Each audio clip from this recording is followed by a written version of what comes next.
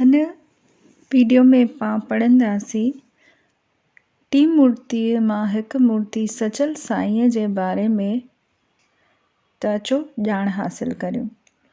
सचल सरमस्तु तव्हां सिंधी साहित्य जे सोनहरी दौर जे टी मूर्तीअ में सचल सरमस्त बाबति ॼाण हासिल करे चुका आहियो। तव्हां कॾहिं सचल जो कलाम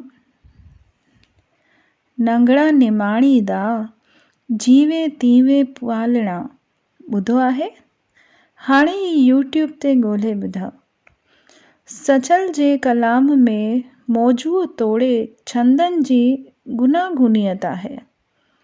इहो सबक़ सचल जी मशहूरु काफ़ी आहे, जंहिंखे घणनि ॻाइणनि आवाज़ सां सिंगारियो आहे। ॿुधंदड़ अज़ी ग़ैबी मस्तीअ में झूमण लॻंदा आहिनि।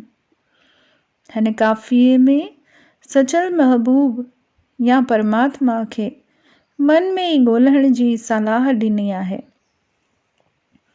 उनखे किथे ॿाहिरि ॻोल्हण जी ज़रूरत कोन्हे ऐं इहो अहसासु थियण खां पोइ कखपन में बि उनजो वजूदु नज़र ईंदो। काफ़ी निज सिंधी छंद आहे। हर तुक जे आख़िर में पहिरीं सीट जो दुहराव थींदो आहे। त हाणे बैत पढ़ूं। महबूब ॻोल्हे ॾिस मन में, बेफ़ाइदे बाज़ार घुमे थो गुल फुल बाग़ बदन में। महबूब ॻोल्हे ॾिस मन में, चोरीअ चोरीअ सैर करे थो तुंहिंजो चांद चमन में। महबूब ॻोल्हे ॾिस मन में, दिलबर देरो दाइम दिल में छो देखी ॿिए दर्पण में। महबूब ॻोल्हे ॾिस मन में, सचल साईं सही करे जातसि यार मिलियो कखपन में। महबूब ॻोल्हे ॾिस मन में। त अचो हिननि शब्दनि जी माना ॿुधी लाहियूं। गुनागुनियत माने जुदा जुदा क़िस्म, ॻोल्हे माने तलाश करे, सैर यानी घुमण, देरो जॻह, दाइम माना हमेशह लाइ। अचो त हाणे सचल जे काफ़िए जूं ॿ तुकूं वरी पढ़ूं। बेफ़ाइदे बाज़ार घुमे थो गुल फुल बाग़ बदन में। महबूब ॾिस मन में, चोरीअ चोरीअ सैर करे थो तुंहिंजो चांद चमन में। अने काफ़ीअ में सचल चवे थो महबूब प्रभु परमात्मा खे पंहिंजे मन में ॻोल्हे ॾिस। उहो बिना फ़ाइदे सैर करे थो। उनखे गुल फुल बाग़ ऐं हर प्राणीअ में ॾिसी सघिजे थो। हिन संसार रूपी चमन में उहो सैर त करे थो, पर चोरीअ चोरीअ। ॿियो केरु उनखे ॾिसी नथो सघे, पर हू सभ में मौजूदु आहे, सर्व व्यापक आहे। उनजो को रूप रंग आकार कोन्हे, खेसि महसूसे सघिजे थो, पर अखियुनि सां ॾिसण में कोन थो अचे। न रुगो हर हिकु प्राणीअ में, पर गुल फुल बाग़ बगीचा सभ में उहो मौजूदु आहे। अंदर में झाती पाइण सां तूं उनखे खुद में पाए सघंदे। त हाणे टिप्पणी। प्रभु सभिनी जे अंदर में मौजूदु आहे। बिना फ़ाइदे बाज़ार घुमे थो गुलनि फुलनि बाग़ीचे ऐं हर हिकु प्राणीअ जे बदन में उहो मौजूदु आहे। जंहिं हुनखे मन में तलाशियो उनखे काइनात जे कण कण में बि अवसि नज़र ईंदो। तुंहिंजो उहो मालिक हिन संसार रूपी चमन में चोरीअ चोरीअ सैर करे थो। हू सभिनीनि खे ॾिसे थो, पर कंहिंखे नज़र कोन थो अचे। बेफ़ाइदे बाज़ार में ॿ, चांद चमन में च, महबूब मन में म जो दुहराव तजनीस हरफ़ीअ जो मिसाल आहिनि। त हाणे हिन सबक़ बाबति सवाल। सही जवाब चूंडे ढिंगियुनि में लिखो। सचल महबूब खे किथे ॻोल्हण जी सलाह थो ॾिए? मंदर, मस्जिद, गुरुद्वारो के मन में? उहो चोरीअ चोरीअ किथे सैर करे थो, तलाव ते, बिग बाज़ार में, चमन में या जबल ते।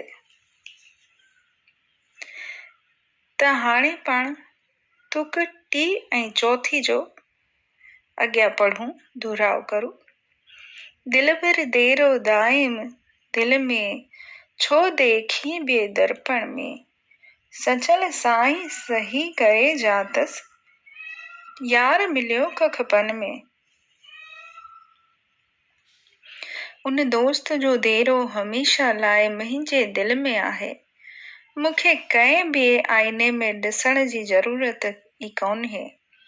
हाणे मूं सचपच इहा हक़ीक़त ॼाणी वरिती त उन जो दीदार मन में करण खां पोइ मूंखे कखपन में उहो ई नज़र अचे थो। टिप्पणी: सूंह भरी सृष्टि, उन जा हज़ारे सिंगार उन परमात्मा जो ई दीदार कराइनि था। उन खे दिल में ॾिसण खां पोइ काइनात जे कण कण में थो। कवि परमात्मा खे महबूब, चांद, दोस्त, दिलबर, यार वग़ैरह इस्मनि सां पुकारे थो। तजनीस हरफ़ीअ जा ठाहूका मिसाल हिन काफ़िए में मौजूद आहिनि। हम काफ़िया लफ़्ज़ संगीत पैदा कंदड़ मन, बदन, चमन, दर्शन, दर्पण, कखपन इन जा मिसाल आहिनि। हाणे सबक़ बाबति सवाल। सही जुमिले जे साम्हूं सही ऐं ग़लति जुमिले जे साम्हूं ग़लति जी निशानी लॻायो।